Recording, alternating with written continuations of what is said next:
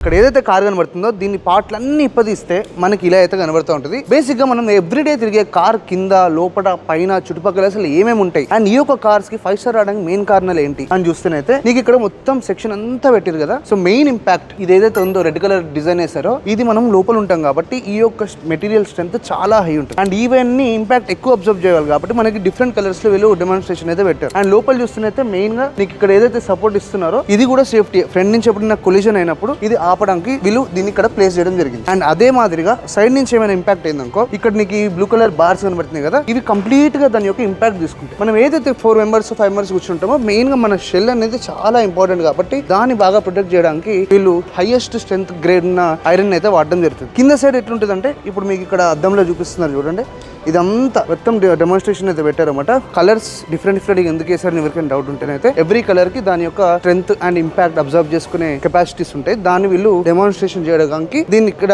పెట్టడం అయితే జరిగింది. అండ్ ఇంకా మీలో ఎవరైనా మెకానికల్ ఇంజనీర్ ఉండి ఈ యొక్క కలర్స్ యాక్చువల్ మీనింగ్ ఏంటో తెలుస్తుంది కామెంట్ సెక్షన్ లో కామెంట్ చేయండి.